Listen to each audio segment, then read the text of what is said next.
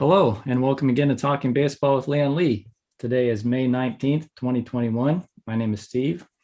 I'm here again with Mr. Leon Lee talking a little baseball today. And Leon, who do we got with us today? Well, I'll tell you, Steve, thanks a lot. And it's always a pleasure to be back around our baseball friends. And tonight we have, again, Eddie Cervantes. Eddie, how you doing tonight? Good. I'm doing well. Hope you're doing well too. I've had my second shot, so I'm good to go. Good. We're doing a podcast with no mask on, so we're in good shape. And again, we also have Mr. Stoney Briggs out there in Baltimore, Maryland. I know it's late at night for you, Stoney. How you doing tonight? I'm doing well, Mr. Lee, guys, and how's everybody else doing? Oh, we're doing great. Doing great. And then we got the one and only Ricky Jordan back with us again. I mean, we're always pleased to have Ricky on board with us tonight and do some baseball talk with Leon Lee and group. We're going to change that name because I'm starting to get a little self-conscious about just saying talking baseball with Leon Lee, because we all talk together as a team. So we might think about that. I get a little feedback on it from people, especially in Japan. You know, they said I'm saying it wrong. They said Leon. It's got to be Leon. So they don't recognize Leon Lee. They just recognize Leon. But how you doing today, Ricky? I'm doing well, Leon. How you doing? Hope everything's well with you and your family. I'm doing well. Hey, thanks for having me on again. Oh, it's my pleasure. But I really wanted to start tonight off because, you know, recently in the past weeks we've had great guests on. You know, we've had Fernando Vina, we've had great Gary Templeton, we had Lionel the Shields. I mean, we've had some wonderful guests. We've been talking about old school and new school. But, you know, I kind of woke up this morning or the other morning, I was kind of thinking about it. I go, I don't want to think that we're giving people the wrong impression that we're talking a little bit too negative about today's game. You know, we see the differences and sometimes, and then I get a little conscious because I know myself, regardless of what this game is all about, I still love it. I just speak for myself. I think you guys speak for it. Still love this game of baseball. I always want to make it clear that we're not talking negative or making fun of it or criticizing it. There's differences that we have a conversation with, but I wanted to have a little discussion with you guys because I didn't want to come across or myself come across like we're being negative about baseball. What do you guys think? Well, I think, Leon, if I can just jump in there, I think there's a difference between criticism and critiquing. Oh, and I think a lot of times, I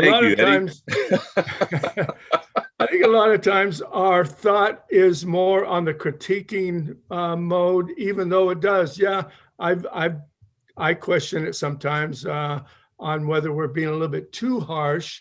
But you know, I think for the most part, we're doing a critiquing job and not being too harsh. You know, hey, the truth is always. Then again, the truth in our minds could be different from the truth in others. But yes. The truth always hurts sometimes. It's a little painful, but hey, they'll get over it. And who knows? Hopefully, some of our banter gets accepted and things change a little bit. I think I see things changing already. Some of the games I've been watching, there's a little change in how players are adapting to all the different shifts and stuff. So yeah, I think I don't think we've gone overboard, even though it has been borderline. Yeah. Okay. All right. What do you say, Stoney? And for me, I would say we're just comparing our era to the new era, you know, and what we've done and what we've been through and how we see that the game has changed and it's, you know, quite different, you know, but still the same, all at the same time. You know, the diamond is still 90 foot and, you know, but, you know, the guys go about and approach it a tad bit different than we did. Yeah. So you guys are being a little therapeutic for me now. I'm starting to feel better already. What do you say, Ricky? Yeah, and I just to piggyback a little bit on what Stoney's saying, I think we were raised in a different era, you know what I mean? And the way we were taught the game and the way we went out and played in the old fields with dirt rocks and making your own bases and doing all that type of stuff and getting in there and just getting after it. I think with today's player, they're kind of catered to a little bit, you know what I mean? But we can't, like you said, we can't be so hateful at them because it is baseball and we all love the game. You know what I mean? I love the game. I don't care the way I don't like some of the stuff they do, but I do love the game and I'm not going to criticize, you know, the way the game is being played today. That's a great point. Steve, from your standpoint, what do you think? Yeah, I mean, I didn't obviously play professionally like you guys did, but from a fan standpoint, you know, and growing up, to me, you know, baseball at the professional level is just another piece of the entertainment industry. So if I say I don't like one style of game versus a style of game maybe from 20 years ago, to me, that's not much different than saying I like one type of movie versus another type of movie. It's just it's just my opinion of what I like. So I don't know if it's necessarily being too critical as opposed to just giving our opinion of the style of play that we prefer. Yeah, but you know, I'll use an example. We talk about kind of the differences, like Stoney said, and Eddie said, we're critiquing it. That's why I don't want to be. But I was watching the Yankee game, and the Yankee played Texas the other day, and then a little bit that New York Mets game where Kevin Pillar got hit in the face. And now maybe I'm old school about this, but they were saying how that pitcher, they were giving him counseling and how he was talking about how distraught he was because the pitch got away and it hit Pillar in the face. Number one, see, now I'm not being critical, but I'm critiquing. I don't think Eddie would have got hit in the face by that pitch. Thank you. Thank you. You're right. You're right. Number one. And number two is sometime if a ball gets away up and in and it just happens to knock a guy down, in our day, the pitcher never apologized for that. I mean, it was just something. Ricky, am I right? It's just something that just, you don't need to go to therapy because that's part of the game, you know. Exactly.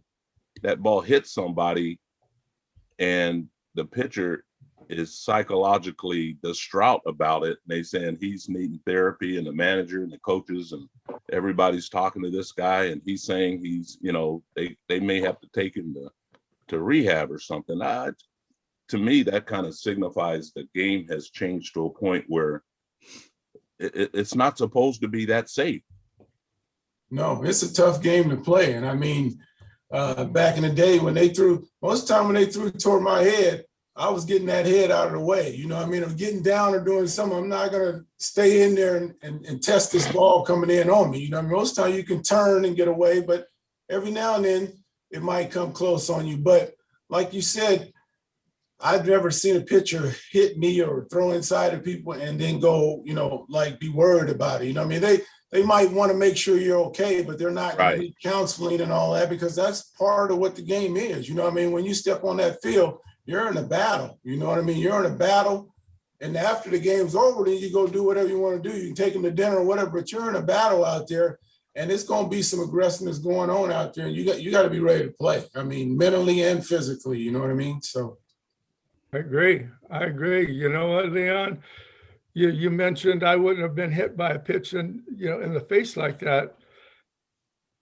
Our job was to, well, I'm not even go there. First of all, I'm going to talk about the players these days, and I think you were kind of alluding to that, is that they're not, they haven't been taught from a younger age. I mean, in high school, it's how many times did you hear, hey, you got to take one for the team and all this kind of stuff.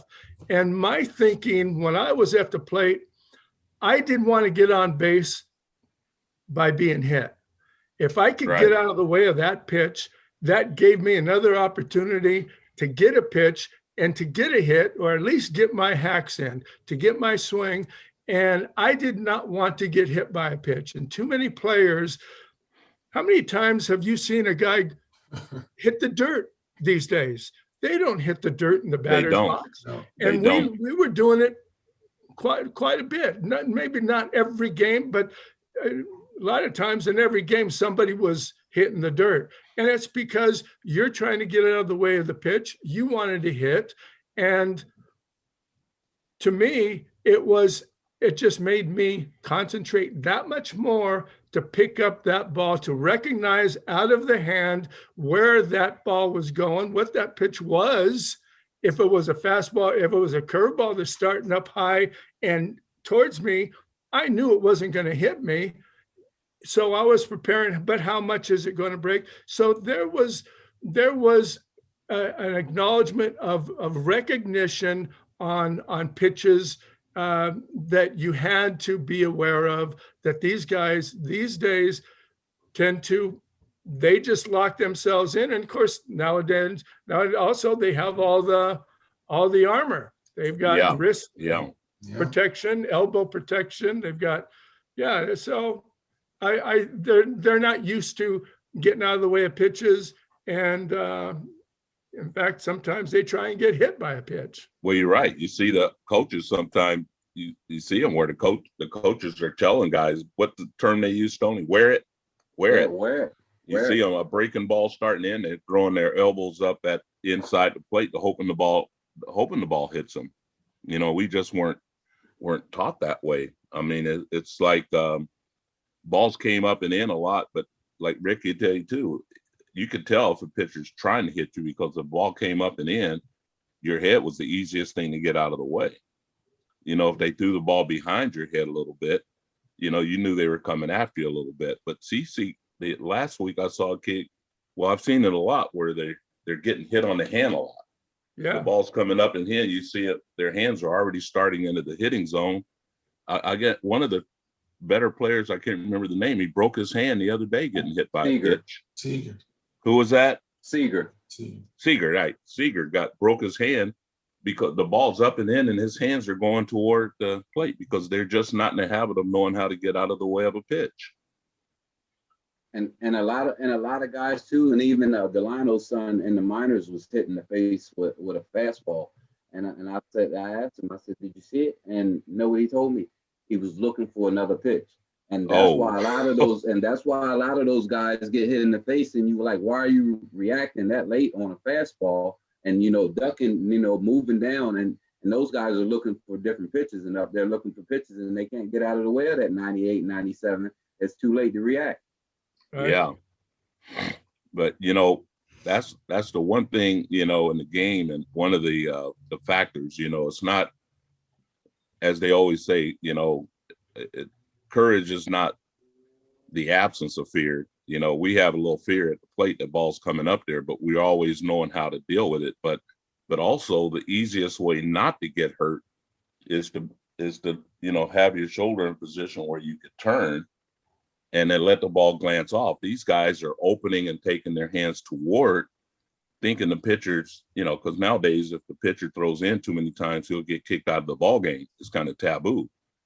But you see them turning into the ball with their hands, and that's when you open up your face, your hands, your chest, you know, that's when you're going to get hurt. If you turn your shoulder in, that ball glances off your shoulder, you're never really going to get hurt.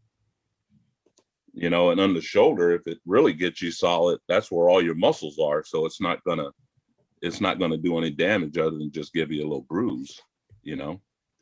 Not to change the subject too much, but I did have another question for you guys if you wanted to talk a little bit about youth coaching.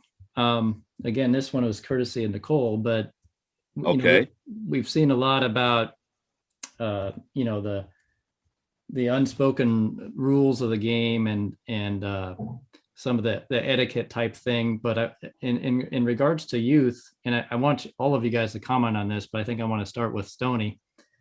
You know, how do you teach at the amateur level, like respect for the game and respect for your opponent especially when it comes to some of these unwritten rules that are often seen at the higher levels and talked about so much in the press. But at the amateur levels, how would you go about teaching that respect for the game and respect for your opponent? A lot of time, Steve, what that comes in is your coach and whoever your coach is. And so with me having, some professional experience and being around the game is how you teach your kids how to play the game, and, and how you relay the message to the kids in the game. And then a lot of coaches, like we said a couple of weeks ago, are just volunteers who really don't know those unwritten rules of the game. And so, like, if I coach against a guy and he does something or his team does something that I think that's against an unwritten rule, I wouldn't blow him up at that time. But once we meet and at the end of the game, I'll be like, hey, coach, later on and going forward, for your guys, for their safety, I wouldn't do this in the game or whatever they did if they ran, with the scores out of hand or swinging 3-0. I don't mind swinging 3-0 because, these kids work their butts off to come to the ballpark to get a hit. So I don't mind that, in the youth level. But at the older levels, that's a little different. But on the youth level, these kids want to hit, and I understand it, but as far as, different things like, going and taking a guy out, that's not even in the play and different things like that, and, I would just, have a discussion with the coach after the game or in between innings when he's going to third base and say, hey, coach, on doing this, I played it quite some long time, this is not good for the game, going forward for the kids, and have a discussion with them. And for the most part, most of those guys are understanding and like, hey, coach, I really appreciate that advice. And then they pass that along to their kids. But a lot of the coaches, that haven't played don't know those unwritten rules. And Ricky, how about you? Yeah, I agree. I think a lot of that is taught by the coaches. And then sometimes you have some fathers out there, that teach it a different way. They might not have played and they want to teach it their own way, too, and get involved in that. But I think at the younger level, you should discuss it afterwards, after the game or in between the game with the other coach, just talking just only for the purpose of the kids. As they get older, you could get hurt. This could happen. This is what can happen as you get older and play the game if you continue to play the game. At the younger level, it's okay to let some of it go. But as you get older and you move up the ladder playing high school and get to college and stuff, the game changes and people will come after you for stuff that you do wrong, that's not according to the game to be played, right? Mm-hmm. And Steve, I can give you guys an example. We were playing a team and they were from Connecticut and they came down for a big tournament. The kids came from Chicago and all over, and they had a Latin coach out there and he was seeing my catcher sign. So he was relaying that to the batters in Spanish, and he didn't know that I understood Spanish. And I told him, I said, hey, coach, you can't, be giving, letting them know what's coming. You don't know. I said, I understand what you're saying, and I know what you're saying. I said, that's why I'm coming to you first. I said, because we don't want to have to start having these kids out here wearing seams. I said, so because I'm not going to allow my kid that's out here working his butt off and thinking that he's making the pitch and this guy knows what's coming anyway. I said, that's very unfair. And then he says he can do whatever he wants. I said, I know that and I can respect that. I said, but out of respect for these kids to make this game fair, because we had to move on and the next game was a championship. And I said, just to make it fair and for the kids to win it on the field, I said, why don't we just play it fair and straight up?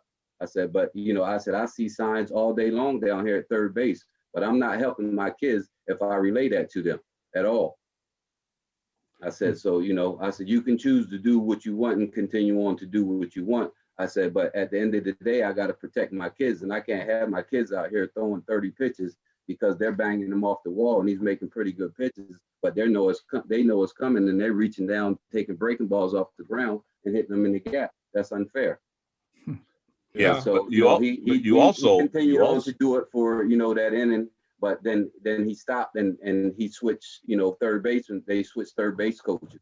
Because I spoke to the other coach. I said, I tried to talk to this coach over here. He's not trying to hear it. I said, but coach, if you can talk some sense into your head coach over here, I said, that's just not good ball. And I said, I'd rather take my team off the field than go through this. I said, you got to win that bad, and it means that much to you to win. This way you can have it. I'd rather take my kids off the field. But what you're saying, Stoney, is pretty prevalent in amateur ball, especially in travel ball, because in a way, when you start a tournament on Friday and Saturday, when these teams are playing for Sunday seeding, a lot of it is based on run differentials. And so they encourage kids to run up scores. You hear kids, they kind of get it from their parents where they're talking a little trash to the other team. And they're trying to demoralize the other guys or intimidate them. And some kids take that a wrong way. You could blow a kid's confidence just by not only running up scores, but trying to demoralize them. And they're at the age where their confidence levels are very sensitive. So, and the parents sometimes encourage it. That's what they're encouraging these kids. And they take a lot of pride in these kids running up these scores and beating them 20-1 so they can get the top seeding on Sunday.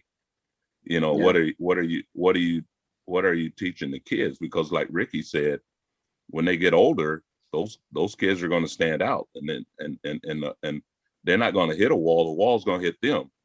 And it's almost like those unwritten rules come into play and say, you're going to try to demoralize the wrong person, and it's going to come back and it's going to haunt you for the first time because you never had anybody come at you like that. So, the game, like Steve said, there's a lot of areas where you have to show proper respect, not only for the game, but you also get respect from people playing the game, that you understand what those rules are. Exactly, Leon. And that translates to the field also. I mean, you got to have, first of all, you got to have respect for the game. You got to have respect for yourself and for the other players, the other team.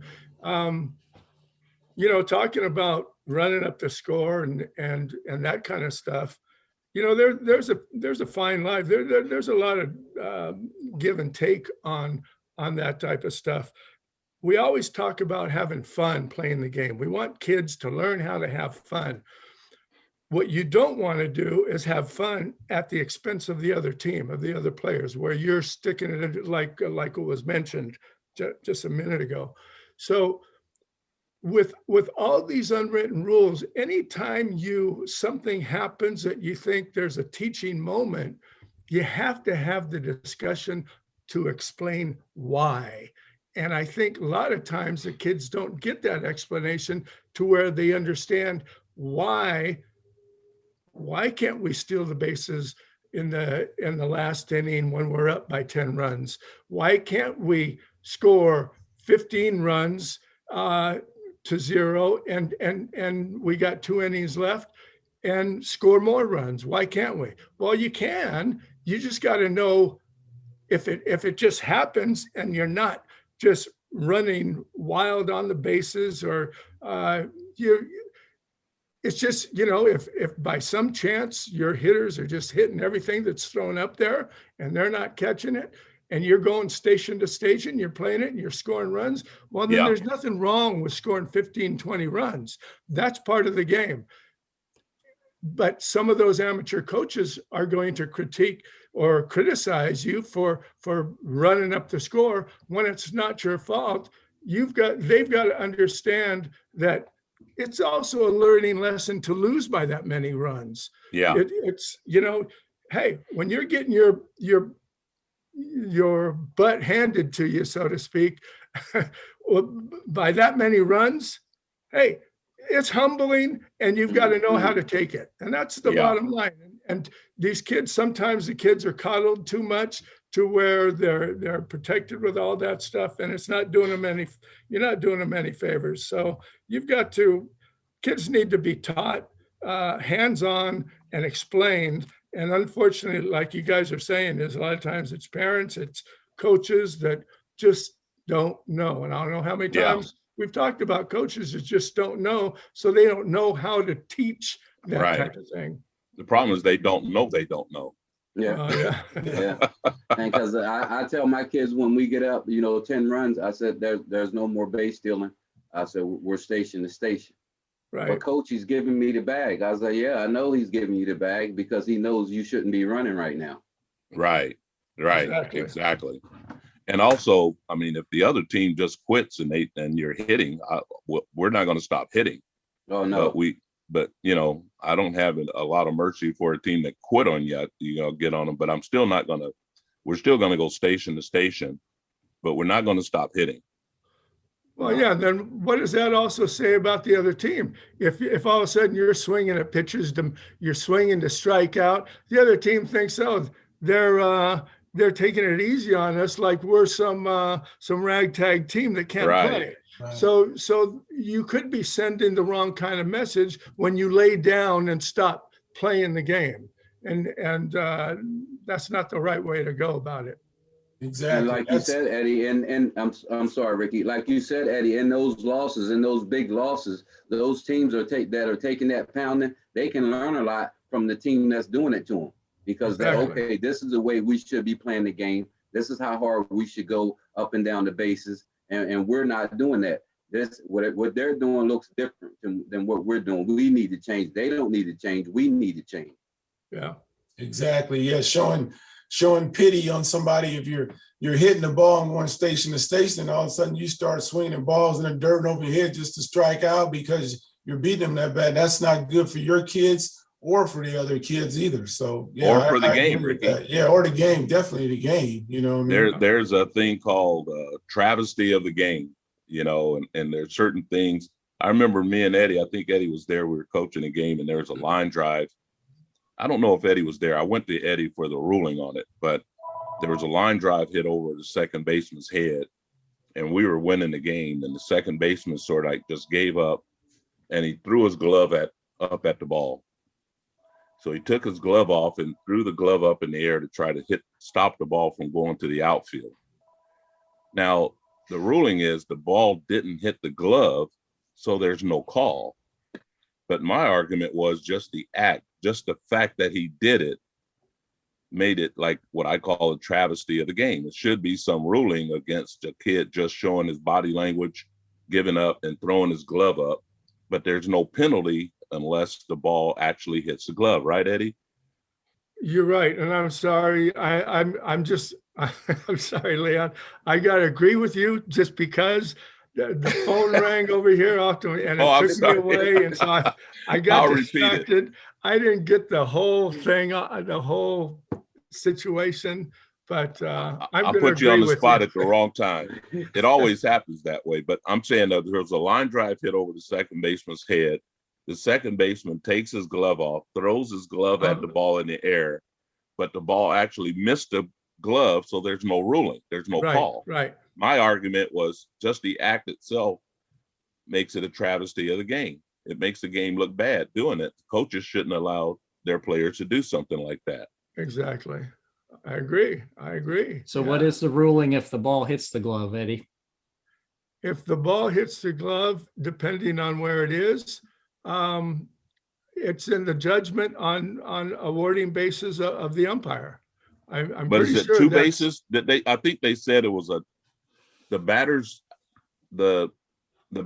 out. Wait, they told me some ruling. I didn't agree with it, and I didn't even know what it was. But if the ball hit the glove, then there was a penalty for it. Yeah, there is a penalty, and the runners. I think what it is they award bases because, I can't You haven't umpired long enough, man. You're getting old. I can't read that rule. I should have a book right in front of me to pull it out and go to the page, but I don't. I've forgotten exactly the wording on that rule, but I think it's just awarding of bases. The batter is automatically awarded bases. That's what it was. I think two bases. Yeah. Yeah. And then if there are any runners on, of course, they're going to advance appropriately. Yes, also. the ball. That's what it was. If it hit the glove, the batter. If there's a runner on, he's awarded two bases, and the hitter's awarded a bag on, or something like that. They were saying. Right. But my argument was, and to go back to the subject we were talking about, was the unwritten rules. It was still a travesty of the game. There should have been some penalty for that second baseman throwing even if it's from the coach that kid is playing on that team. Yeah, he should have been taken out of the game on the spot. Yeah, I would have stopped the ball game, and I'd be like, even if it was my pitcher that I had to put out there, he's coming out. Yeah, there you go. I agree. There you go. Yeah, I remember playing Leon in Reading, Pennsylvania, in a double-A game. We were in a playoff game, and the pitcher, I can't think of his name, pitcher for us, he threw a ball in there, and they hit a home run, and he threw his glove down. He hit the home run, he slammed his glove down off the back of the mound, just took it off and threw it down disgusted. I went over to him. I said, man, don't ever do that again. Don't you ever let him see you Right. get dejected like that. He hit the ball. It's part of the game, man. You can't be dejected like that, let him see you like that. Just demoralizing to you and us as a team. That's not the way we play baseball out here. Exactly. So I can't stand it when people throw stuff down like that, I agree, especially in a professional game where there are fans in the stands, and the character of a pro should be miles above a character of an amateur. When people are paying money to come into the game, if you call yourself a professional, that's all part of being a professional. And really, coaches should be teaching that respect for the game to kids at the amateur level, I think. Yeah, definitely. On a situation I was in, coaching that Intercom High School a few years back, Leon. Yeah, I remember. We had a pitcher who gave up a home run, and the guy crushed it. We were playing River Valley High School up in Yuba City, and the guy hit a bomb. He hit a bomb off him, and my pitcher is on the mound. He's just kind of like, he's got a grin from ear to ear, and he's just kind of like, oh man. And in retrospect, after the fact, talking to him, he was saying how he was just so amazed at how far the guy and how hard he had hit it. But his actions on the mound at that time made it look like a joke, like he was and I told him, I said, I went out to the mound. I says, what are you doing?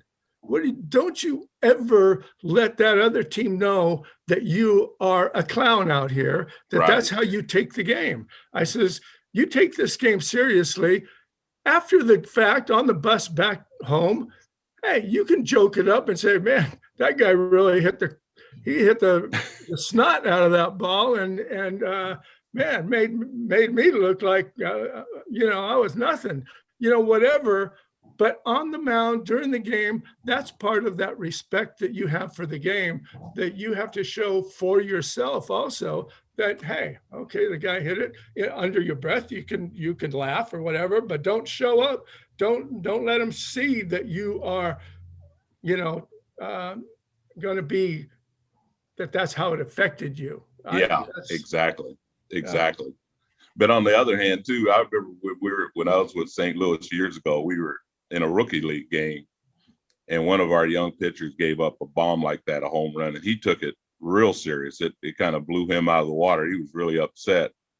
So he got on the bus going back over to Sarasota, and old George Kissel, one of our longtime coaches, was there. He knew how to take the steam out a little bit. And he said, son, come over here a second. And he come over, he goes, man, that home run you gave up? He said, I'd have bought a ticket to take a flight on that ball any day of the week. He said, so he, what he did was he took the steam out, made the kids smile a little bit and laugh, say, hey, everybody give up a home run like that sooner or later. And you learn that that's all part of the game. But that has to be, that some of those things have to be taught. You can't let a home run blow you out. But at the same time, what you're saying is you can't take it so lightly that you're out there joking around like it's some circus going on out there, Yeah. But I hit one in Japan one time. It wasn't a travesty of the game. It was a kind of a tight situation. They call it a Jill guy home run. It's all the way completely out of the stadium, right? The pitcher passed out on the mound. Wow. And literally, Wow. I come around the bag, he was laid out on the mound. And it was like, literally passed out. And I was like, I thought he was joking at first. And they said, no, he was just so into the moment. And when I hit the home run, it just sort of like he just went out. Wow. They got him up and revived him and took him out the game. But it was like, you got to be kidding. Yeah. Wow. He was really wound up. He was wound up, wasn't he? But you played over in Korea, right, Stoney? Oh yeah. Yeah. You know, the Asian pitchers, though, those guys, I mean, when a foreign player comes up, Ricky almost went over there. But it was like, man, they really want to get the foreign player out bad. Oh yeah, they work hard. They work extra hard. You can tell that it's personal. And but, then I wanted to ask on my end, and on my end in the box too, it's personal also. It is. Anything you throw across that plate that you think can get by me, that's personal. You also know, being an American over there, the stakes are a little higher for you. You can't go 0 for 5 and have the same thing as one of the native players. Go for 5 is no big deal. Right. Yeah, that over there, Mississippi, that's the first time I've ever been taken out of the game during the middle of the game. Yeah, they'll do it. I was like, I'm out into right field, and I go after a ball, and it's a little slick out there, and I try and get it. It gets past me, comes off the wall. I throw it back in, and I'm telling you, by the time it hit second base, I thought the guy was coming running out, checking on me to see if I was okay or not. He started pointing in like, you need to go in. I'm like, go in? He's like, what? You need to go in. Yeah. Okay, yeah. He took me out in the middle of the game. That's the first time ever. Yep. They'll do it in a heartbeat. Yeah, They'll do it in a heartbeat. Wow. But Eddie, I wanted to bring up that there was one scene, and because I've watched it now probably 8 times, the movie, the documentary you're in. Battered Bastards of Baseball. Yeah. I think I've watched that thing 10 or 12 times already. But the same thing is like the embarrassment, a bunch of you guys that were supposedly cast-offs and all the other organized teams in the league, all these affiliated teams, you guys were just killing all of them. And it was like, wait a minute, we can't do this another year. It's almost like we got to get these guys out of Portland because they're beating organized teams. We can't handle this. Major League Baseball didn't want that team in the league. No. Playing against their organizations. But when a AAA team came in there the year after, they didn't even draw half of what you guys had drawn. No. That's amazing. And I don't know exactly the reasoning behind it. There's always that that conversation that some organizations never let their players stay long enough. They're always pulling them out or moving them to some other team, and the fans would get a little disgruntled, not happy with the fact that they're losing their players, and they don't have the same identity with those players, the connection. And I want to think I had heard that at one time when I was up there, that that was one of the big reasons, was the fans enjoyed the fact that they knew we weren't going anywhere. We were there for the whole season, and they knew who they were going to see when they came out to the ballpark. So, yeah. Have you seen that, Stoney, Ricky? I have not. I will be checking it out though. It's check it out on Netflix. Okay. You'll see Eddie. Eddie is number 6. He's number 6 on that team. I'm number 6. I got a little hair, and there's some locker room scenes that towards the end of it that I'm I'm half in the background, half the time. Okay. Yeah, I got this little towel wrapped around it. Okay. Watch out now. Yeah, you got to check it out. It's really an interesting story because it kind of goes back and then even Jim Bouton came down there and pitched for him. Jim Bouton played there, and and he was on the Johnny Carson show, and he goes, now he was on the Johnny Carson show. He got out. He said, I told all the guys on the team I'd read their names out, and he only had 30 seconds to do it, and he read all the names out. Wow. But he called you Silky Cervantes. Yeah, he called me Silky. He didn't. Yeah. Okay. And he's been holding out on us, huh? Yeah. Yeah. but silky's the right term. That's how smooth Yeah. Eddie was in the middle infield. Boy, he could play the middle infield. That's what I heard. Yeah, that's what I heard. No, actually, I just kind of wanted to, we talk about Eddie. We were talking about it once before, teaching young kids the value of learning to play more than one position. We talk about flexibility, playing other sports. We were talking about it today about a lot of times kids play baseball only. They don't play other sports. They get one position in travel ball, and everybody got a designated position. And I think it's so valuable for kids coming up, especially 8, 9 years old, 10 years old. And Stoney, you could probably further this, running your kids in your programs, is being able to teach kids how to play more than one position. And then, and especially as in youth ball, you have to, because as some days you don't know who's going to show up, who has to go and be somewhere. So you have to have a lot of Gensu knives on your team in youth ball, because you don't know who's going to show up, whose arm's going to be good enough that day. If this guy pitches, I have to sit him because his arm, or he can't play his position because his arm is sore to get it across the diamond. So you have to teach kids multiple positions. And then also going to high school, you might have guys in front of them in your position. So, okay, if you can't play there, then how can you best help this ball club if I can't put you in a position that you can play? So it's very valuable being able to play multiple positions. Exactly. Leon, I think I've told this before with one of our teams, or during one of our academy days, but my first year in Mexicali in winter ball in Mexico, Dave Duncan was the manager. And the center fielder who was supposed to be our starting center fielder, Ben Ogilvie, he doesn't show up. He doesn't report. He decided he wasn't going to play winter ball that year. And I was a second baseman, but I was going that year, I was going to put George Orta he was there the year before, and I think for a couple of years in a row. George Orta was coming from Kansas City, and he was going to be the starting second baseman. And when Ben Ogilvie wasn't going to report, and the Mexican center fielder, the veteran who would have been playing center field, he was hurt at the time. And so Dave Duncan comes to me and he goes, "Eddie, can you play the outfield?"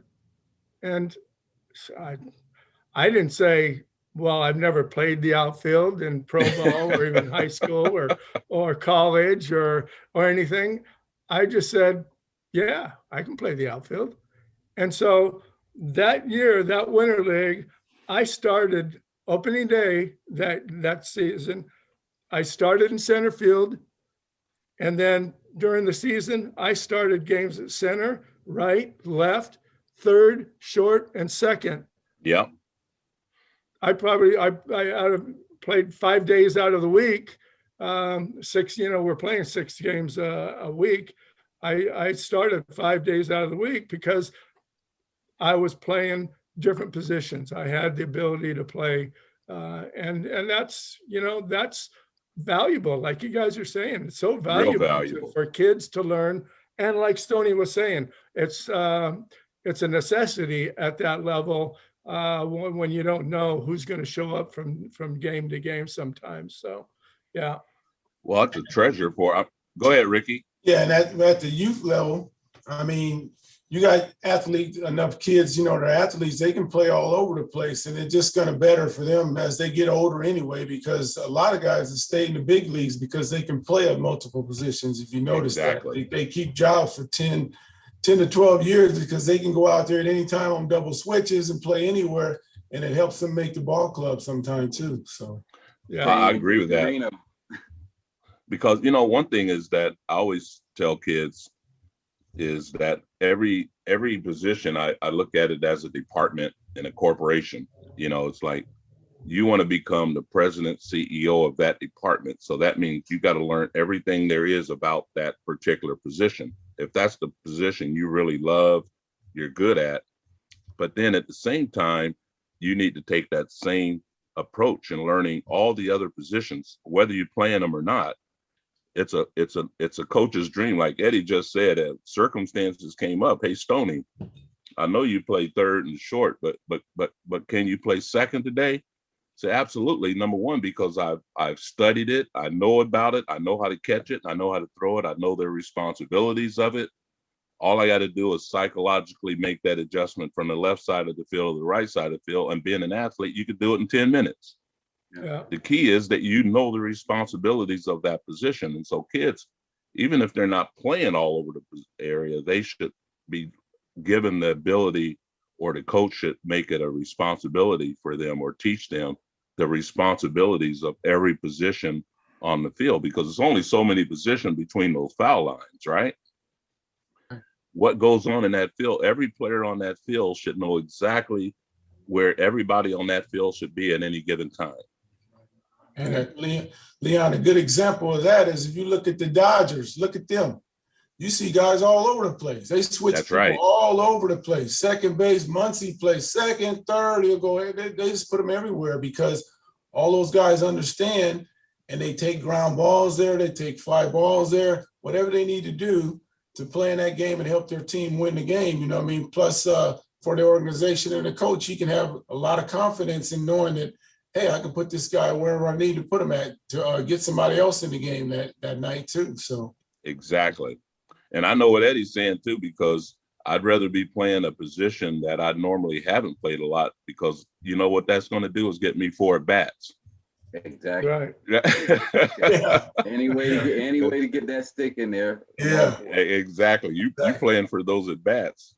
I remember years ago when Derek was in the World Series when he was with the Marlins, and early in the series, you know, me and my wife, we flew home from Japan to go to the World Series, and Derek had started out, he's batting third or fourth in the lineup, but he struggled a little bit. And then later in the series, you know, against the Yankees, they moved him down to fifth or sixth in the lineup. So after the game, we were down, and one of the reporters was talking to Derek, and he goes, well, you know, we noticed that the manager moved you down in the lineup. Do you have any comment about that? And Derek goes, he did? In other words, who cares? You know, yeah. I'm in the lineup, I'm getting my at-bats. Exactly. Yeah. And that They're sounds trying, like they're trying to kind of bait him, make an issue of it. He goes, he'd act like I didn't even realize he moved me in the lineup. I was in it. I'm on the field getting my bats. Yeah. And nowadays you see kids, you know, their ego is they're batting third. And the manager batted me 6th today. That's an embarrassment. You know, yeah, right. Yeah. Better than batting 10th. And a high school coach just asked me that this week. He said, hey, you know, a kid that we had on our summer team that's always been the leadoff guy, and he's been struggling a little bit. He said, hey, do you think John would be better off moving him down to third? I said, well, you know, he's a little sensitive. I said, I don't think that would be a good idea. I said, just leave him where he's at and he's fine. Today he went out senior day, went out and got 4 hits and stole 4 bags. Yep. Yep. Sometimes you just got to trust the kid. I was struggling one time. I was over a bunch, and the manager mentioned, well, if I wasn't going to start hitting, he might pull me out of lineup. And I said, well, might as well pull me out right now, because if I have to start looking over my shoulder and worrying about whether I get a hit, or if I don't get a hit, I'm coming out, I'm not going to get a hit anyway. You know, so you get a kid like he's a leadoff guy, struggle a little bit. The best thing to do is keep his confidence up, and not make him feel like he's being punished because he's not hitting that day. Because once you show that confidence, it'll turn everything around. He'll come back out and appreciate it and go out there and start playing his game. And that's what he said after the second at bat. He says, I'm back now, coach. He ran up. Yep. He said, I'm back now, coach. Yeah. And I just told him, I looked at some at bats. I said, you're out in front of the ball. I said, just let it travel a little more and think about going to right field. First hit the right field, next one up in center field, left center, and then he worked his way over. He said, I'm back. I said, there you go. That's just playing the game. I said, you just got to think the game a little more instead of reacting. Right.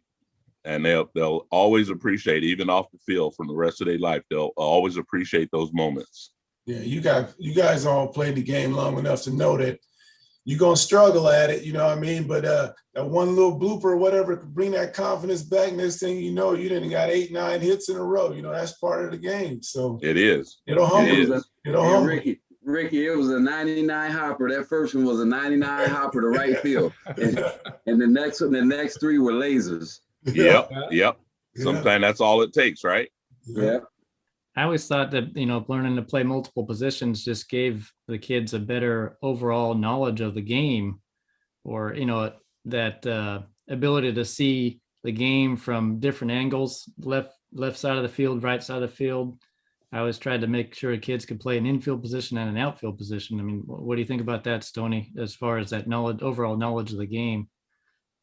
Well, all of my kids, I bring them all in the beginning of practice. We all come to the infield, and then we all go to the outfield, because just like we were saying earlier, I don't know on some days who's going to show up. They might be on a vacation. Some guy might have church or something here. And so, you have to, be ready for, the unknown with youth ball. Somebody might be sick, somebody might not can make it, so you just have to prepare for everything every day. So we do all positions. And then, like I tell the guys, right now, this is where you're playing, but your high school coach might not see you there. That position might not be available there. So, how else can you help the ball club? Mm-hmm. Hey, Steve, with your comment there, it does. It can give kids another perspective, and definitely a knowledge of what everybody else is doing and what they should be doing. And so it'll probably it'll tend to make that player less frustrated when people aren't in the right place. If you know where you're supposed to be when you are playing a certain position, but if you've played other positions, and if you've been taught well enough to where you know where you're supposed to go when the ball is hit, if you see somebody in that position that you've played before and he doesn't quite get it, well, it can at least make you a little understanding, in the sense that you won't be so critical of him, because you know what, I remember that it is kind of a tricky play. If I'm running this way for a ball and I have to retreat and go back, sometimes it's hard getting back into position. So anyway, just understanding all those little details of playing the different positions can be very helpful in that sense. And it gives you a better perspective. And you're right, Steve, it does help.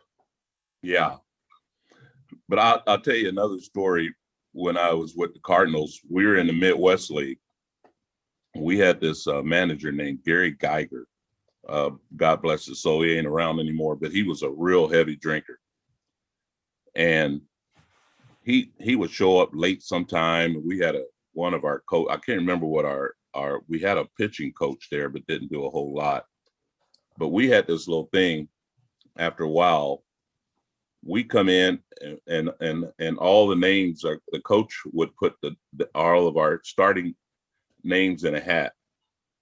The names of the guys who were, most of our guys were everyday starters.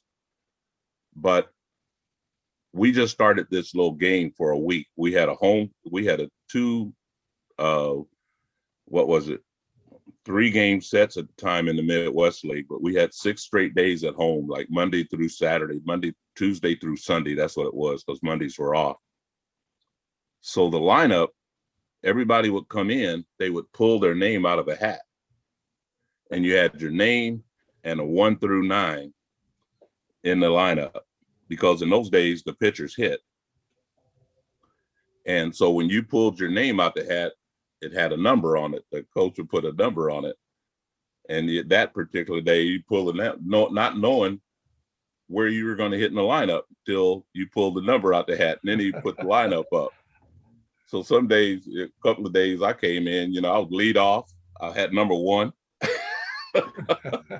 And then I had number 5. One time I had number 9.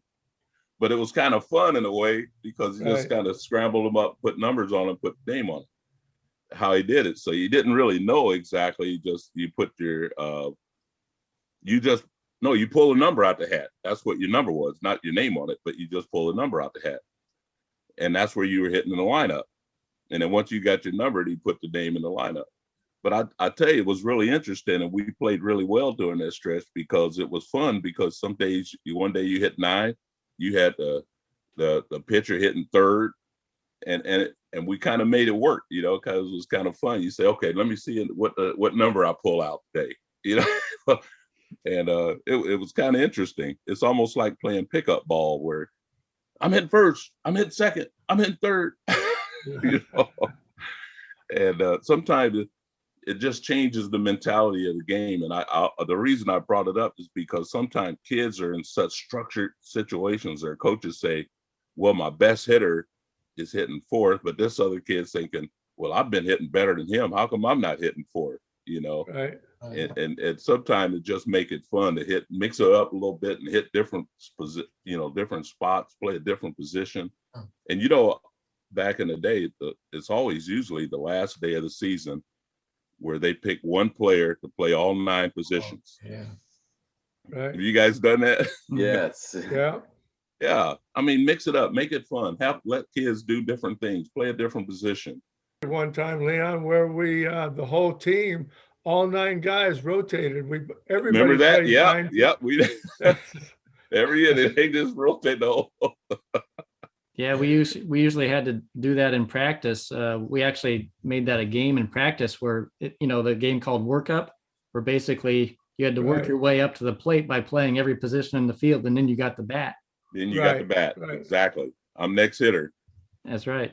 So, but Yeah. like Ricky, isn't that fun? Being able to play multiple positions, isn't that challenging for you? Oh, definitely it is. And I think it gives you a perspective of knowing what everybody else should be doing on the field too, because on that field, there's always somewhere for you to be. You know what I mean? Backing Yeah. up something. If you notice, I think I watched the game a week or so ago, and I seen it. I hadn't seen this in a long time. This is at the major league level. I think the guy stole the base, and he ended up scoring because nobody covered the plate or did something. I don't know how, because they had the Eddie shift brought- on. It was They had the shift it was on. Gleyber Torres. Yeah, they Gleyber had a Torres did shift. it. Yeah, they had Yeah. a shift on, and this guy, I said, man, that was like some little league ball right there. He came Thank all the way you. around. I said, that's because people are standing around, not going to where they're supposed to be. There's always somewhere to back up and be at. Yeah. I think playing multiple positions gives you more perspective, and you should know that though. You got to be moving. When the ball's pitched and hit, there's always somewhere to be.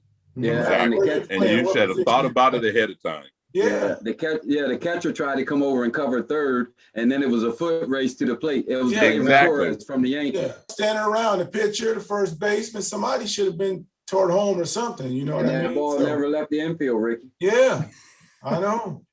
Well, that's- it's, you know See, what? that's what you call a travesty. Yeah. Yeah. Ricky, when I brought that situation up to Leon just a couple of days ago on the phone, Yeah. and I started telling him about it, and he goes, "Yeah, I saw it." Well, the biggest thing about that whole play, the guy scored from first on a ball that never left the infield. Yeah. The whole thing is, it happened because of the shift. Yep. That all, and that made that play go the way it did because the shift was on.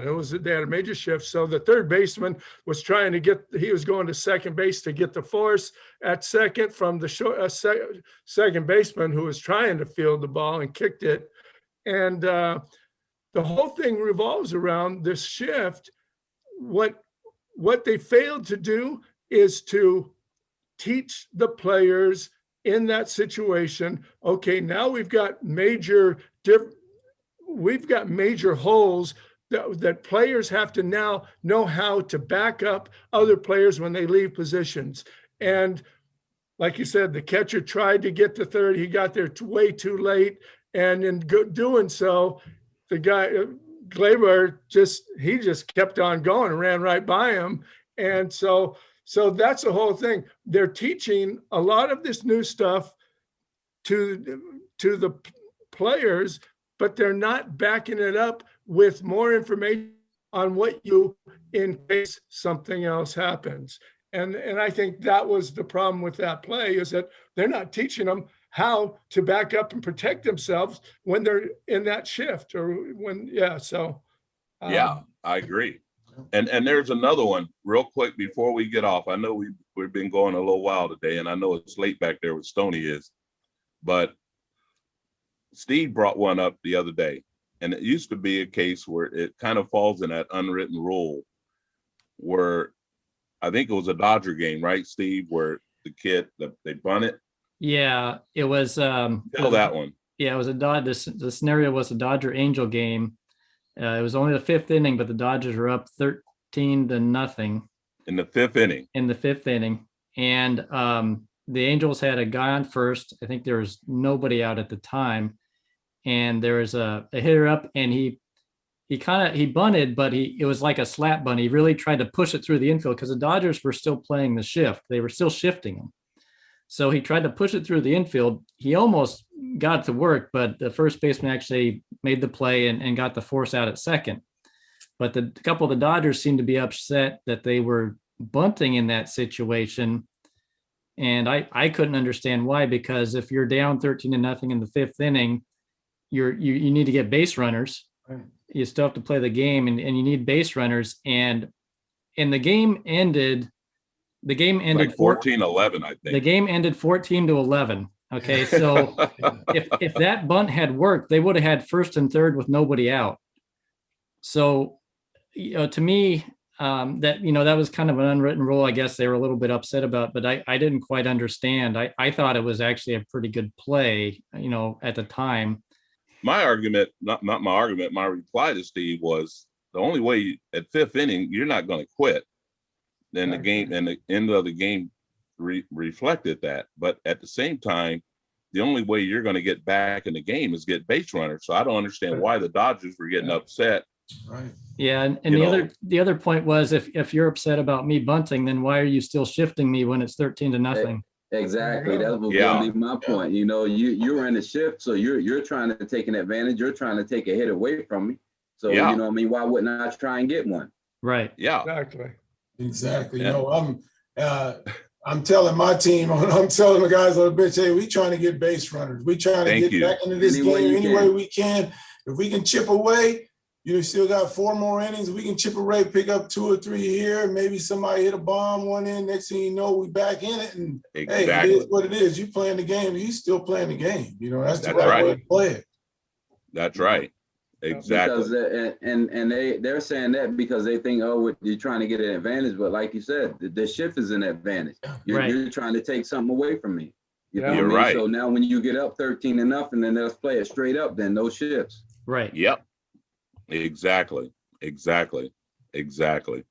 Right. Well, guys, I'll tell you, I know we've been going. We got a lot to talk about. We covered a lot of area tonight, and that's great. And Ricky, we're going to miss you next week, man, but we're going to wish you safe travels back there. Make sure you get back safe. Appreciate that. Tell your grandmother we'll be praying for Ricky with her procedure and everything. We'll be praying for you and your family.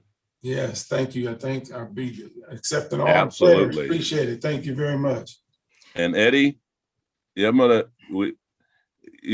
we get older, we appreciate the game a little. We still appreciate the game, but at the same time, man, I tell you what, that the other day there was a ground ball to the shortstop. They threw it to the second baseman who came across the bag. There was no runner in sight anywhere, and he still threw the ball crossfired and made a bad throw, and 2 runs scored. And they end up losing the ball game on the most routine play I've ever seen. And I said right away, Eddie Cervantes would have made that look easy. Silky smooth. Silky, that's right. Silky would have made that look.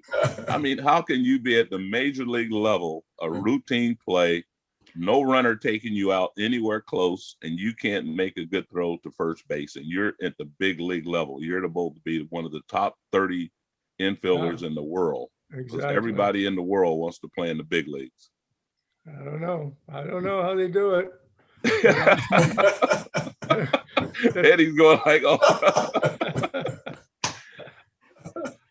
The thing that gets me though is the announcers don't really say anything about it. That they're making it seem normal, Yeah. you know, and I don't want to hate on the game because I'll say it again. I love it. I want all these fans out there to listen to this. We all love this game, but that play has got to be made.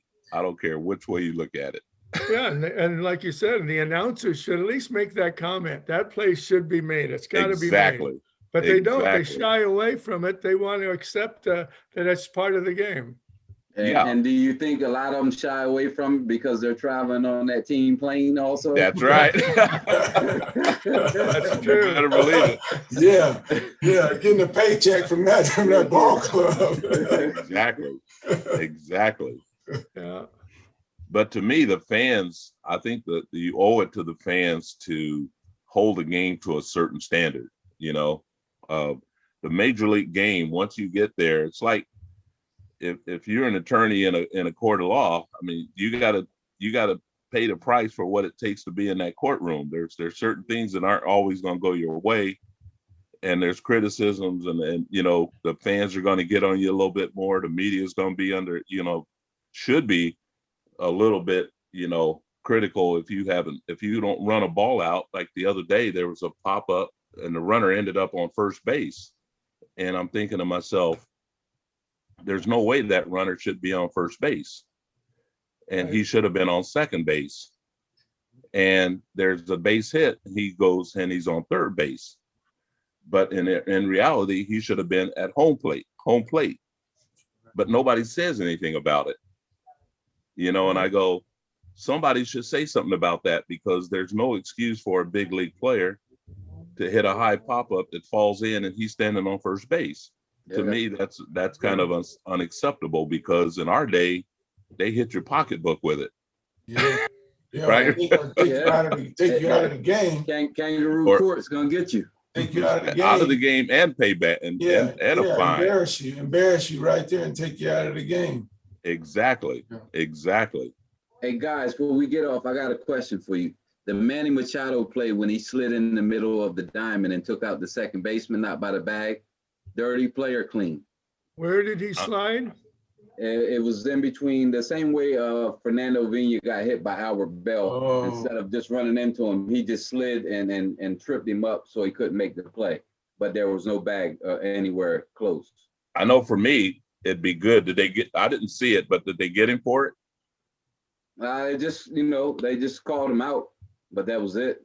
They, no ejection or anything that I could see. I saw it on YouTube. What was your feeling on it? What else is he going to do? Is he's either running him over like Albert Bell because the second baseman is coming in, or you just, he just got down, slid, he tripped him up, tripped over him. The guy couldn't make the play to first. I was in between. I thought no harm, no foul. I thought he just got down because he didn't want to get hit by the ball. You want to get hit? A lot of people were saying dirty play. Oh, yeah, okay. No. They were saying they thought it was dirty because he went outside. That's normal for us. Debate. That's normal for us. Right. I think he plays the game a little old school. That's the way he plays the game anyway. He has a little bit of that attitude in him. If you notice that, when he plays, he gets upset when he strikes out and does, makes errors and do whatever. And that's old school. So I think he was saying, hey, I don't want to let this double play be turned. Maybe the next guy up might pop something, hit a home run or keep us in the game or something. So I wouldn't say it was dirty. I mean, if he just stopped him from turning a double play, he didn't actually run in and slam into him. He just kind of stopped him from making a throw. Yeah, which he probably could have. He probably could have hurt him, right? It wasn't a hard slide. He didn't throw his arms up or anything. Yeah. He just, tripped him up a little bit. He tripped over top of him and he couldn't make the play at first base. And everybody start crying about it. Yeah. That's the problem. Leon, that's our critique, not a criticism, right? That's right. In a comparison. If I would have saw that play, Leon, if I would have saw it happening, I probably would have been yelling at the second baseman for having crappy footwork. Yeah. Exactly right. They're not getting airborne. Yeah. They're not used to it, though. They're not used to having to avoid a runner anymore. Yeah. Yeah. And exactly. And I like, and like Ricky says, I like the way he plays because I watched him here in Baltimore for a long time, and he is old school, and he's brought a mentality over there that's different. That's why those guys are in first place right now. He's right. changing the culture over there, and it's to the winning ways. That's how you win ball games. But I tell you, in ending, the one thing that I have a major problem with when Steve talks about unwritten rules is, I mean, home runs are flying out of the ballpark like crazy. You know, number one, guys are striking out. It's no biggie, which I think is always a biggie. If you strike out, especially men on base. But number two, these guys are hitting home runs and just sitting there styling and flipping their bat and turning circles and pointing at the dugout. And they got all these antics going on now when they hit a home run. And it's just like, that still just irks me to death, because that next hitter would be getting undressed. I mean, Yes. Yeah. Yeah. Yeah. I wouldn't even wait for that guy to come up again. Yeah. I'd want his own teammate to criticize him for doing those things, flipping the bat all up in the air and turning circles and standing there staring the ball down. Yeah. And the next guy get hit, he go, "Hey, next time you hit a home run, run around the bases, so I don't get hit." Yeah, because you're putting my livelihood in jeoply. Yeah. Now, just their answer to the press and players, the press and players' answer to that, though, is that they're making the game fun again by doing that. That's what they're saying. Yeah, exciting. That's not the way to make it exciting. The exciting part when the next guy get hit and the bench is cleared. Yeah. That's the exciting part. And the thing is, Leon, I think that in most of the pitchers today, they don't really do anything, you know what I mean? Whereas back when you played and I played, you know, Nolan Ryan and Good and them, if you showed them up, shoot, somebody was getting the next one. And then when you came back up the next time, you was gonna get something, you know what I mean? You're gonna get it look again. At you going, when you ran around the bases fast, they look at you like something's wrong with you. So it's just a little different, you know what I mean? I think that some of it's okay, but when they are jumping and spinning and pulling collars and all, you know, just that, I'm like, that's a little bit too antic for me, you know what I mean? But also, I knew when I was coming up after somebody showed up and there's a J.R. Richard on the mound, and I don't have an ear flap. Yeah. My helmet ended right along the ear line. Yeah. And J.R. Richards coming at me with malice at 98 miles an hour. I'm not going to intimidate him, because I just want him to pitch to me normally and not have to worry about whether he's mad at me and get one up around my head somewhere.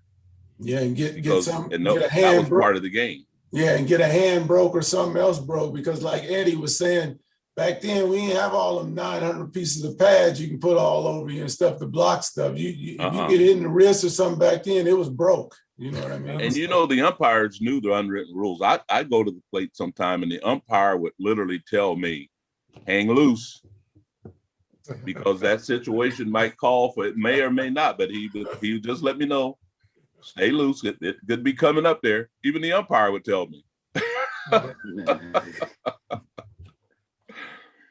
But that was the nature of the game, and it's changed now. We got to get along. We got to understand it. I'd like to kind of bring back some semblance, teach the kids. To me, the fun is being able to be competitive. And if I'm going against Ricky Jordan, Eddie Cervantes, or Stoney Briggs, and we're on opposite teams, we know we're best buddies. But when we step across that line, we're out there to compete, you know.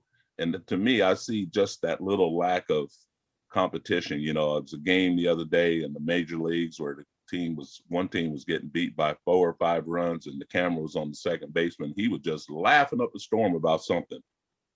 I don't know what it was, but I just don't know what it could be. I know you're loose, you're enjoying the game, you're having fun, but it's just something about the moment of the game where you just gave up a 3-run homer, you're getting your brains beat out, and the defense is out there kind of laughing. You know, and it was kind of the first time where the pitcher had given up a home run and he took his hat off. And I thought, when I saw Jeff Fry do it on his little thing on LinkedIn, he kind of Qigong, you know, have you seen the Qigong thing? Yeah. And he kind of makes fun of all the launch angles and all the techniques they're teaching all these guys, kind of all in fun. We're all having fun with it. But he was doing the thing where the pitcher took his hat off and looked in his hat for Yeah. some information on the hitter. And I literally saw the pitcher do it right after he gave up a home run. Yeah. I go, what in the world? He's looking at something in his hat. Yeah. You know, so I mean, I'm saying a critique. I just thought it's kind of interesting because that's old school. I never saw a pitcher take his hat off unless he was wiping the sweat off his head. And hey, Ricky, back in the day, before the games, when we would be out there doing our running, if we went out to talk to another player on the other team before the game, you come in a little bit, you fine. Yeah. That's right. Yeah. You know, Yeah. now you see these guys meeting up and they having dinner out in center field before the game is going on. That's right. Shaking hands, hugging each other. Yeah. Yeah. Yeah. That was unwritten rule right there, boy. That's Yeah. unwritten rule. Right. You Fraternizing. Bob we Gibson- give Bob Bob Gibson- Gibson out of Yeah. Bob, and that's it. Right. That's right. Bob Gibson didn't want to go out there and talk to somebody he knew he was going to drill that night. Yeah. Yeah. All right, guys. All right. Well, again, I want to thank Mr. Ricky Jordan, Stoney Briggs, Eddie Cervantes, and of course, Mr. Leon Lee. You can find our podcast on talkingbaseball.leonlee.podbay.com and subscribe to it there. Also find us on Google Podcasts and Spotify. And we'll talk baseball with you all again soon.